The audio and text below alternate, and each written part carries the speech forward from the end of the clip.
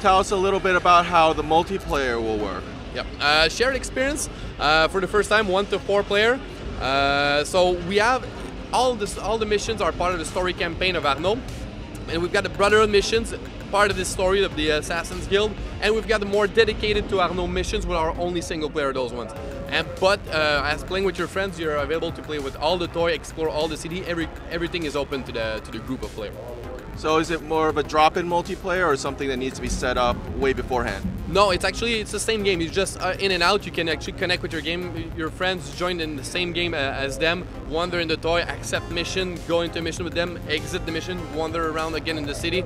There's no mode to activate. It's just connecting with your friends. And actually, if you're just playing your session, whenever you've got friends connected to their game, they're gonna and if they're in your friend list, they're gonna show up in your tavern in the city. So there's always the menu to actually connect with your friends, but you can find them in your city. They're actually going to be sitting in the tavern, and you can see what they're currently doing, if they're currently in a mission, and you can join them in progress as you wish. Are there any new types of skills or gear that players can look forward to using? There's a lot. There's not much I can actually communicate as of now, but expect a lot of surprises out of the progression skill system that we have and the customization of the gear also. What I can tell you today is that we've gone deeper into the gameplay aspect of the customization of the character, the weapons, the gears you can collect, the skills, the active skill, passive skill that you can get. And for sure, since our game is getting co-op and shared experience, we definitely wanted the player to actually being complementary to each other, being able actually to customize their play style and become a better team by playing together. That's much that I can tell you as now, but expect further communication on that topic. Now, when did Unity's development start in relation to Black Flag? Yep. Myself, it's been 3 years since I'm on the project. Just after Revelation and Liberation, I joined this team. The team just started after Brotherhood, so it's 4 years now in production, the main team, and now from the get-go, early on in production, we had the mandate of going for the next gen, and we also incorporated the mandate of shared experience at the time. So throughout those 3 big years of production, 4 years actually, we redesigned the core of our system to support that leap to the next gen and the shared experience. So Stealth has been revamped, redesigned from the ground up, fight, navigation, because now for the first time we really have a world that is not player-centric. It lives by its own, it reacts to itself. You're not the center of attention of everybody, of the guards, of the crowd, and so it changes completely the stealth, the fight system, and everything we have. Now, is this the start of a new trilogy?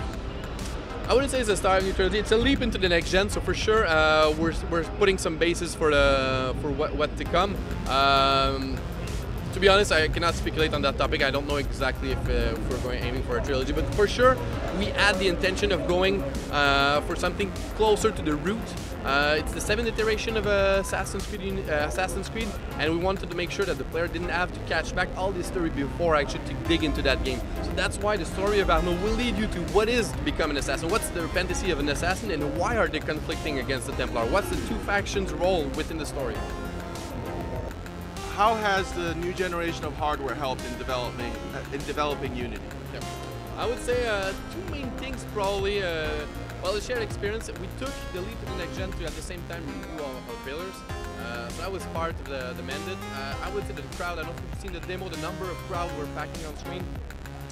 Currently in the demo I think we go as far as 3,000 on screen, but if I'm not mistaken, our tech can go to 5,000 currently. It's not only to pack more NPC on screen, they need to look more believable than ever before, because if you just pack NPC that does nothing, it's going to look dumb. So we put a lot of effort into the realization of the crowd, how they react to each other, how they react to the factions, what are the systems that makes them, because for the first time you actually, the events you do are judged based on the gravity of the event. It's very possible that I'm stumbling or pushing somebody and nobody reacts to me because somebody else is getting killed around the corner. So all of this actually adds a lot, and we needed the next gen to go that far into displaying that crowd and displaying all the reactions they could have. That's one thing. For sure, the graphic, I think the demo speaks by itself. The graphic and the lighting that goes on top of it is something that next gen allow us. And the interiors, I was speaking earlier about the number of interiors, the catacombs under the city, the sewers, the landmarks are being opened and seamlessly seamless, like there's no loading to get into Notre Dame and exiting. Same thing for Sainte-Chapelle, same thing for the crypt beneath it. There's never any loading, so that's for sure part of the next gen. We could not have succeeded that with the previous console. Can you please tell us the release date and the platforms? Yes, we're going to be released on October 28, 2014 on PS4, Xbox One, and PC.